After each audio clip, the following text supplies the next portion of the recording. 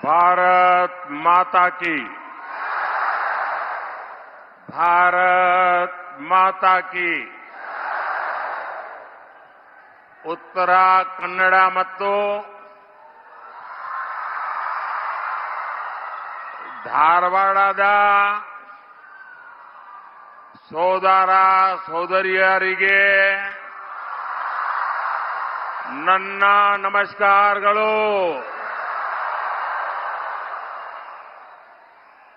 मैं श्री सिरसी मिरांकाबा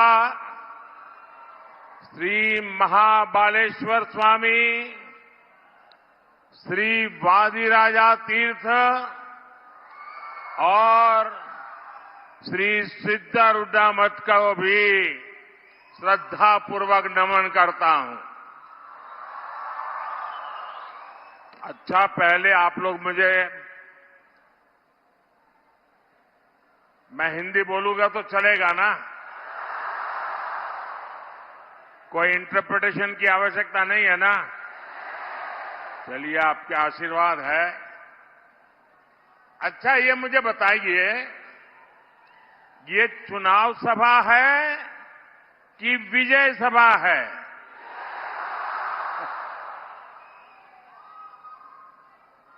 आप लोगों ने वातावरण तो ऐसे ही बढ़ा दिया है जैसे कर्नाटका में भारतीय जनता पार्टी का अभूतपूर्व विजय आप लोगों ने तय कर लिया है। भाई और बहनों, जब मैं गुजरात में मुख्यमंत्री था तो शायद आज से 16 साल पहले इस धरती को प्रणाम करने के लिए आया था। आपके आशीर्वाद मांगने के लिए आया था। और तब से लेकर अब तक आपने मुझे कभी भी खाली हाथ नहीं लौटाया है। आपका प्यार इतना है, मैंने जब मांगा, जो मांगा, आप लोगों ने जी भर के दिया है। इस धूप में भी मैं देख रहा हूं सारे लोग वहां धूप में बैठे हैं। ये तपस्या छोटी नहीं है जी। इतनी बड़ी तादाद में धूप में लोग जो बैठे हैं, यहां धूप में खड़े हैं, जो लोग धूप में तप रहे हैं, उन्हें मैं कहना चाहता हूं, आपको जो असुविधा हुई इसके लिए हमारी पार्टी की तरफ से मैं क्षमा मांगता हूं। लेकिन आप जो इतने ताप में तप रहे हैं ना, आपकी इस तपस्या को मोदी बेकार नहीं जाने देगा।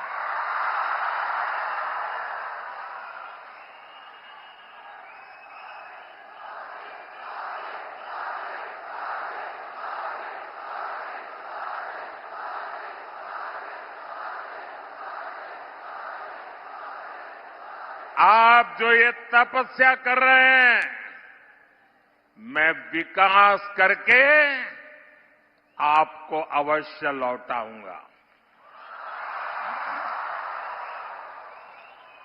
भाई और बहनों, आज मैं आप सभी से विकसित कर्नाटका के लिए, विकसित भारत के लिए आप सबका, पूरे कर्नाटका का आशीर्वाद मांगने के लिए आया हूं।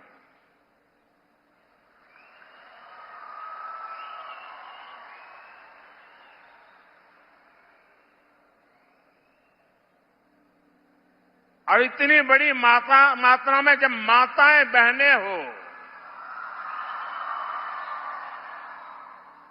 जब इतना उमंग और उत्साह हो, विजय का विश्वास हो, विकसित भारत का संकल्प हो, तो फिर मुझे पक्का भरोसा है आपके आशीर्वाद में कोई कमी नहीं रहेगी।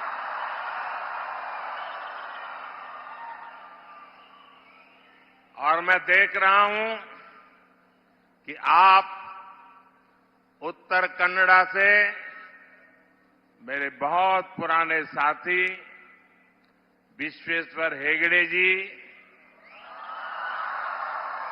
और धारवाड़ से मेरे संसद के साथी, सरकार के साथी भाई प्रहलाद जोशी जी को रिकॉर्ड वोट से जिताने का संकल्प ले चुके हैं।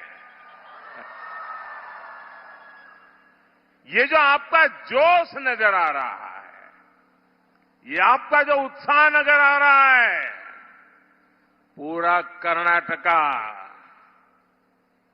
एक ही स्वर से बोल रहा है।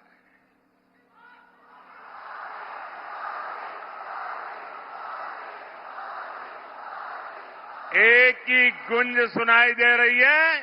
फिर एक बार, फिर एक बार, फिर एक बार। साथियों, आपके आशीर्वाद ने ही 2014 और 2019 में पूर्ण बहुमत वाली बीजेपी एनडीए की मजबूत सरकार देश में बनाई। हमने देश के विकास के साथ ही लोकल एस्पिरेशंस को पूरा करने के लिए भी पूरी ईमानदारी से काम किया। यहां उत्तर कन्नड़ा में घर, बिजली, पानी जैसी योजनाओं पर एनडीए सरकार ने बहुत काम किया है। हमारे मछुआरे भाई बहनों के लिए भी इतना बड़ा पोर्ट बन रहा है। बीजेपी के प्रयासों का नतीजा है इस क्षेत्र को धारवाड़ आईआईटी मिला है, बड़ा आधुनिक रेलवे स्टेशन मिला है। बीजेपी सरकार विकास भी, विरासत भी इस मंत्र को लेकर चलती है। साथियों, जब मजबूत सरकार होती है, पूर्ण बहुमत वाली स्थिर सरकार होती है, तो दुनिया भी उस पर भरोसा करती है।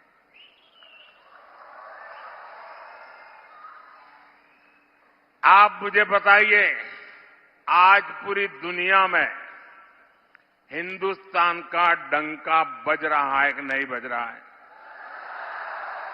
चारों तरफ हिंदुस्तान की वाहवाही हो रही है कि नहीं हो रही है? अमेरिका में भी भारत का जय जयकार होता है कि नहीं होता है? यूरोप में भी भारत का गौरवगान होता है कि नहीं होता है? हिंदुस्तानी दुनिया में कहीं पर भी जाए तो माथा ऊंचा कर करके खड़ा होता है कि नहीं होता है? होता है कि नहीं होता है? आपको गर्व होता है कि नहीं होता है? सम्मान अनुभव करते हैं कि नहीं करते हैं? लेकिन ये कैसे हुआ? कैसे हुआ? किसने किया? किसने किया? उधर से जवाब चाहिए, किसने किया? पीछे से जवाब चाहिए, किसने किया? आप लोग भाई, आप सबका जो जवाब है ना, ये पूरी तरह गलत है। ये मोदी ने नहीं किया है, ये आपके एक वोट ने किया है, आपके वोट की ताकत है। आपके वोट की क्या ताकत होती है, ये 10 साल में हिंदुस्तान के हर मतदाता ने देखा है। और मोदी आपके एक एक वोट का जो उसकी ताकत है, उस ताकत के भरोसे जब दुनिया के किसी भी नेता बड़े बड़े को मिलता हूं ना, 6 फीट वाले हो, 6.5 फीट वाले हो, हैं? कितनी ही गोरी चमड़ी क्यों न हो, जब मैं उनको मिलता हूं ना, मुझे देखना तो ऐसे पड़ता है, लेकिन जब मैं दुनिया की बड़ी बड़ी शक्तियों को मिलता हूं तो मोदी अकेला नहीं मिलता है। 140 करोड़ देशवासी मेरे पीछे खड़े होते हैं और तब जाकर के मैं सीना तान करके उनको हाथ मिलाता हूं। उनको भी लगता है यार कुछ तो है, लगता है नहीं लगता है। ये सब आपके एक वोट की ताकत है भाइयों।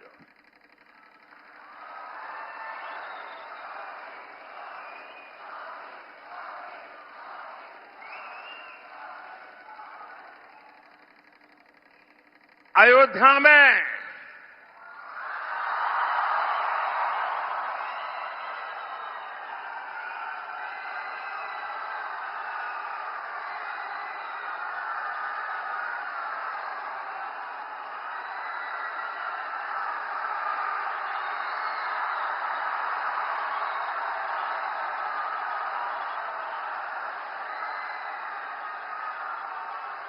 साथियों, मेरे और आपके पूर्वजों ने,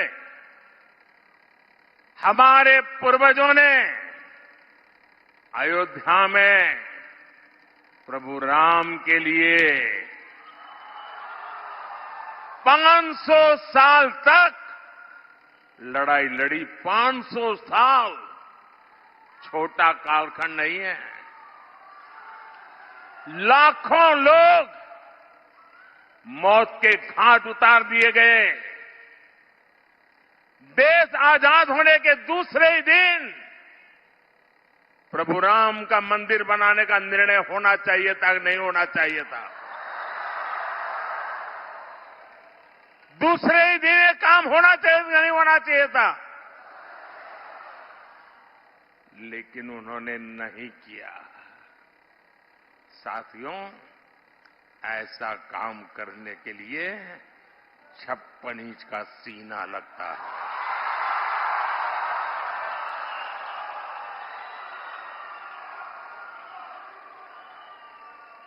तब जाकर के 500 साल का सपना, 500 साल का इंतजार समाप्त होता है।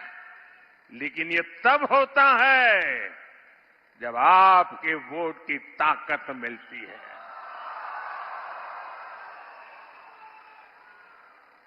आज अयोध्या में प्रभु राम का मंदिर बना है। आपको अच्छा लगता है ना? गर्व होता है ना? ये पुण्य का काम हुआ है कि नहीं हुआ है? ये पवित्र काम हुआ है कि नहीं हुआ है? मुझे बताइए, इस पुण्य के हकदार कौन है? इस पुण्य के हकदार कौन है? इसके पुण्य के हकदार आप है, जिन्होंने एक वोट देकर के मजबूत सरकार बनाई है। और देखिए, देश में वोट बैंक की राजनीति कितनी विकृति पर पहुंची है, कितनी विनाशक बन गई है कि 500 साल के संघर्ष के बाद देश के सुप्रीम कोर्ट के निर्णय के बाद देश के कोटि कोटि जन, किसी ने 5 रुपया, किसी ने 11 रुपया, किसी ने 100 रुपया, किसी ने 1000 रुपया, किसी ने लाख रुपया, आप सबने दान दे करके प्रभु राम का मंदिर बनाया है। ये प्रभु राम का मंदिर सरकारी खजाने से नहीं बना है। ये प्रभु राम का मंदिर टैक्स पेयर के पैसों से नहीं बना है। ये हिंदुस्तान के राम भक्तों के जेब से निकले हुए पैसों से बना है, आपके पैसों से बना हुआ है। और जब अब आपको पता है, देश आजाद होने के बाद इन्होंने राम मंदिर न बने इसके लिए सब कुछ कोशिश की, आखिरी दिन तक अदालत में भी गए और 2019 में तो यहां तक कह दिया कि ये केस अभी चलना नहीं चाहिए वरना मोदी को चुनाव में फायदा हो जाएगा, ऐसा कोर्ट में कहा। कांग्रेस पार्टी और उनके सारे चट्टे बट्टे राम मंदिर को रोकने के लिए 70 साल तक कोशिश करते रहे। उसके बावजूद भी ये राम मंदिर के जो ट्रस्टी हैं वो सब भूल करके, उनके सारे पापों को भूल करके, उनके सारे गुनाहों को भूल करके उनके घर गए। घर जाकर के सम्मानपूर्वक प्रभु राम की प्राण प्रतिष्ठा में कार्यक्रम में आने के लिए निमंत्रण दिया। ये कितना बड़ा मन है, निमंत्रण दिया। और इन्होंने क्या किया? प्रभु राम की प्राण प्रतिष्ठा के निमंत्रण को इन्होंने ठुकरा दिया। मेरे भाइयों बहनों, जिन्होंने रामलला का अपमान किया है, जिन्होंने निमंत्रण को ठुकरा दिया है, देश ऐसे लोगों को ठुकराएगा कि नहीं ठुकराएगा? कर्नाटका ठुकराएगा कि नहीं ठुकराएगा? आप लोग ठुकराएंगे कि नहीं ठुकराएंगे? और दूसरी तरफ कमाल देखिए, एक तरफ वोट बैंक के भूखे लोगों ने राम मंदिर का इतना बड़ा अपमान कर दिया, तो दूसरी तरफ अयोध्या में एक अंसारी परिवार है, शायद इकबाल अंसारी, उनका पूरा परिवार 2-2, 3-3 पीढ़ी से राम मंदिर के खिलाफ अदालत में केस लड़ रहा था। और उसका कहना था कि बाबरी मस्जिद है, यहां राम मंदिर नहीं बनना चाहिए। 3-3 पीढ़ी अदालत में लड़ती रही, लेकिन जिस दिन सुप्रीम कोर्ट ने निर्णय किया तो उन्होंने कहा अदालत का निर्णय मेरे सर आंखों पर है। इतना ही नहीं, वो जीवन भर, उनके पिताजी भी जीवन भर अदालत में लड़ते थे, लेकिन जब राम जन्मभूमि के ट्रस्टियों ने उनको भी निमंत्रण दिया, कांग्रेस और उसके चट्टे बट्टों ने तो निमंत्रण को ठुकरा दिया। लेकिन ये अंसारी परिवार देखिए, ये अंसारी मुसलमान होने के बावजूद भी राम मंदिर प्राण प्रतिष्ठा में गए, पूरा समय बैठे, और इतना ही नहीं, उनका जो गनमैन था वो हिंदू था, तो उन्होंने गनमैन को एक लकड़ी की छोटा बना हुआ राम मंदिर की प्रतिकृति उसको भेंट में सौगात में दी। ये फर्क होता है भाइयों बहनों। यह देश विकास भी चाहता है, विरासत भी चाहता है।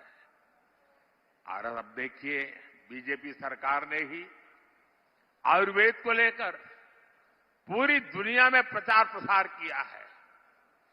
हमारी सरकार बनने के बाद हमने अलग आयुष मंत्रालय बनाया है। आपकी सिरसी सुपारी को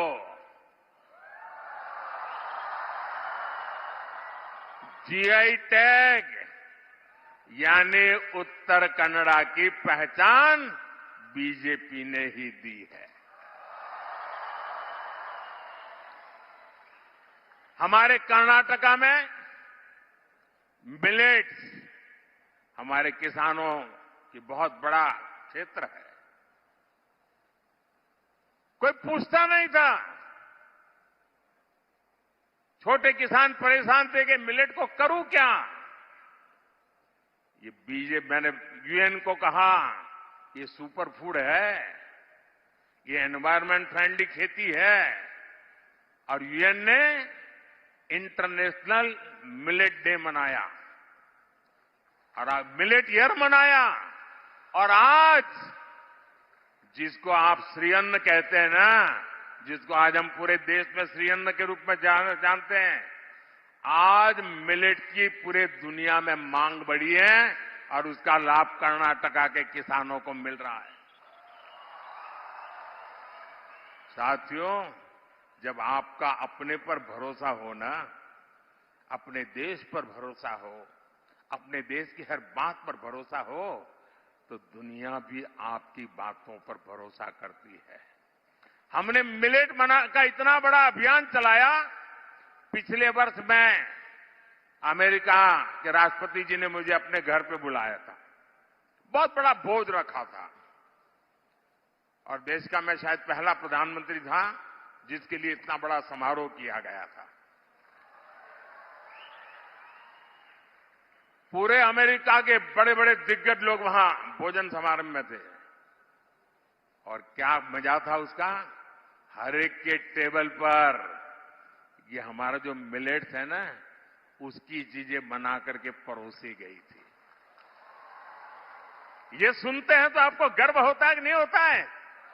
कन्नड़ा के खेत में पैदा हुआ मिलेट अमेरिका के व्हाइट हाउस में टेबल पर जब परोसा जाता है, कौन कन्नड़ा के गलवाती होगा जिसको गर्व नहीं होगा। साथियों, बीजेपी सरकार इस क्षेत्र की फिशरमैन कम्युनिटी के विकास के लिए भी कमिटेड है। हमारी सरकार है जिसमें फिशरमैन के लिए अलग मंत्रालय बनाया गया। आजादी के इतने साल के बाद पहली बार फिशरमैन के लिए किसान क्रेडिट कार्ड की सुविधा बीजेपी ने दी। पहली बार 20,000 करोड़ की मत्स्य संपदा योजना बीजेपी ने बनाई। अब बीजेपी ने अपने मैनिफेस्टो में फिशरमैन के लिए प्रोडक्शन और प्रोसेसिंग क्लस्टर बनाने की घोषणा की है और इसका भी बड़ा लाभ हमारे जो मछुआरे भाई बहन हैं उस पूरे समाज को मिलने वाला है। साथियों, बीजेपी के प्रयासों से अलग यहां की कांग्रेस की सरकार कर्नाटका को तबाह करने में जुटी है। कांग्रेस क्राइम को कंट्रोल करने के बजाय एंटी सोशल और एंटी नेशनल माइंडसेट को बढ़ावा दे रही है। हुबली में कुछ दिन पहले हमारी एक बेटी के साथ जो हुआ, उसे देखकर पूरा देश चिंतित है। हर मां बाप को कर्नाटका में अपनी बेटी की चिंता सता रही है। किसके कारण? कांग्रेस के पाप के कारण।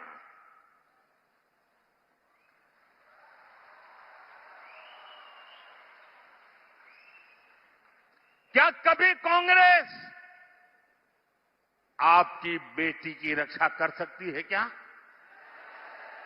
आप उनके भरोसे बेटियों को बड़ा बना सकते हैं क्या? कॉलेज कैंपस में दिन दहाड़े ऐसा कदम उठाने की हिम्मत उस अपराधी में आई कैसे? उन्हें पता है वोट बैंक के भूखे लोग कुछ दिन के बाद उनको बचा लेंगे, इसलिए ये पाप करने की हिम्मत आती है भाई।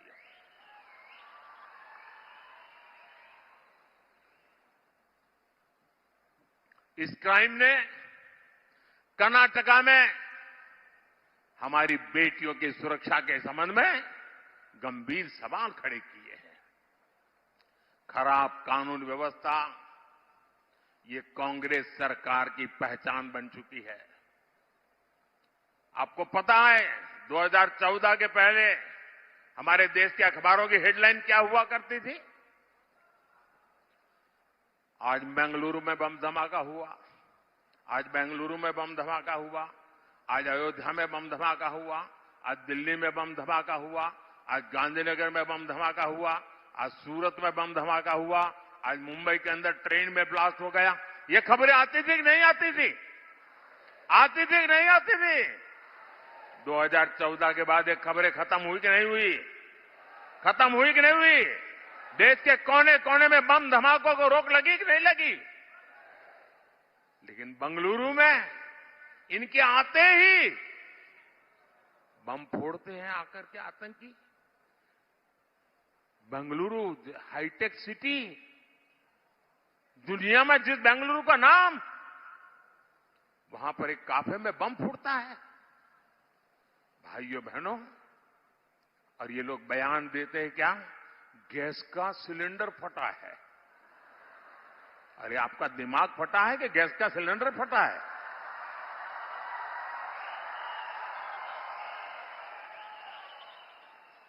हो क्या गया इन लोगों को?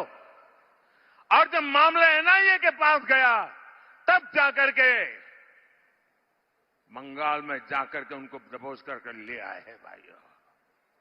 और जिसके पीछे जिन लोगों का नाम है पीएफआई जैसे संगठन, जिसको प्रतिबंध लगा है, वायनाड में ऐसे पीएफआई के संगठनों की मदद ली जाती है तो फिर उनका तूफान और बढ़ेगा कि नहीं बढ़ेगा? कांग्रेस ने जिस प्रकार वोट के लिए पीएफआई जैसे संगठनों की मदद दी है, उनसे सहाय ली है, और ऐसे ही कारणों से ऐसे लोगों की ताकत बढ़ जाती है भाइयों। कांग्रेस का ट्रैक रिकॉर्ड आतंकियों के मारे जाने पर आंसू बहाने का आपको याद होगा। दिल्ली में आतंकी घटना घटी थी, कांग्रेस की एक नेता आंसू बहा रही थी कि आतंकी क्यों मारा गया। ये मैं नहीं कह रहा हूं, कांग्रेस के नेता कह रहे हैं। साथियों, बीजेपी का ट्रैक रिकॉर्ड है, हमने पीएफआई की कोई भी ताकत को प्रतिबंध लगा दिया, उसके बड़े बड़े शहंशाह जेलों में सड़ रहे। दोस्तों, एक जमाना था आए दिन पड़ोस में से आतंकी एक्सपोर्ट होते थे, हमारे देश के जवानों को मार करके भाग जाते थे। अब सर्जिकल स्ट्राइक होता है, और ये नया हिंदुस्तान है, ये घर में घुस के मारेगा।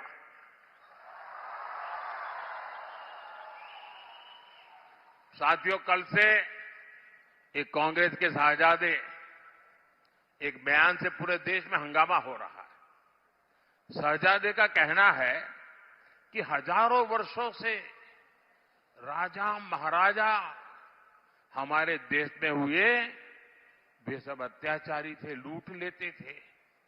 क्या आप इनसे सहमत हैं क्या? इस भाषा से सहमत है क्या? क्या अपने पापों को छिपाने के लिए देश के राजा महाराजाओं को गाली गलौज करना उचित है क्या? ये शोभा देता है क्या? कांग्रेस का ट्रैक रिकॉर्ड रहा है कि उसने भारतीय संस्कृति को नष्ट किया, भारत के इतिहास को सहित इतिहास नहीं रखा, उसको तोड़ा मरोड़ा है। कांग्रेस का मकसद यही था कि छत्रपति शिवाजी महाराज, महाराणा प्रताप, ऐसे महान योद्धाओं का इतिहास अगली पीढ़ी को पता न चले। ये शाहजादे बाहर राजा महाराजाओं को गाली देते, उसको मालूम नहीं है छत्रपति शिवाजी महाराज ने पानी में जो काम किया था उस जमाने में, पानी पर जो प्रबंधन किया था, आज भी बड़े बड़े इंजीनियरों के लिए ये बहुत बड़ा सीखने वाला काम है। आपको तो सिर्फ इतना ही समझ आता है कि छत्रपति शिवाजी महाराज घोड़े पर बैठे। शिवाजी महाराज ने इतनी छोटी छोटी चीजों की चिंता की थी समाज की भलाई के लिए, आप उनको गालियां दे रहे हो। और उनके मुंह से किसी नवाब के लिए गाली सुनी भाई? किसी सुल्तान के लिए गाली सुनी क्या? किसी बादशाह के लिए गाली सुनी क्या? Vote bank. लोग पूछ रहे हैं कि कांग्रेस तुष्टीकरण के लिए और कितना पतन होगा, लोग पूछ रहे हैं। साथियों, इस क्षेत्र का भारत के इतिहास में बहुत ऊंचा स्थान है। यहां से कदम राजवंश ने लंबे समय तक शासन किया। कन्नड़ा भाषा की जो सेवा कदम राजवंश ने की है, क्या उसे कोई कन्नड़ी का भुला सकता है क्या? मैसूरू राजघराना वडियार राजवंश ने शिक्षा सहित हर सेक्टर में कितने ही काम किए हैं। अरे मैं गुजरात से आता हूं, मेरा गांव बड़ौदा गायकवाड़ स्टेट में हुआ करता था। और बड़ौदा के महाराजा गायकवाड़, उन्होंने बाबा साहब आंबेडकर की प्रतिभा को देखा था। बाबा साहब आंबेडकर को बड़ौदा ले गए, बाबा साहब आंबेडकर को अपने पास रखा और बाबा साहब आंबेडकर को विदेश भेजने का पूरा प्रबंध महाराजा गायकवाड़ ने किया था और देश को बाबा साहब आंबेडकर मिले थे। लेकिन भाइयों बहनों, ये हमारे राजा महाराजाओं का योगदान शहजादे को अत्याचारी लगता है? आप ऐसे लोगों को माफ कर सकते हो भाई? कर्नाटका सहित पूरा देश का इतिहास है जहां नवाबों ने, सुल्तानों ने, बादशाहों ने आम नागरिकों पर घोर जुल्म किया, अत्याचार किए हैं। ऐसे सुल्तानों ने हमारे मंदिरों को, हमारे तीर्थों को लूटा, उन्हें तबाह किया। लेकिन शाहजहादे ने उनको तो क्लीन चिट दे दी और सभी राजाओं महाराजाओं को अत्याचारी घोषित कर दिया। देश को बांटने का कांग्रेस का प्रयास खतरनाक है साथियों, इनसे बचने की जरूरत है।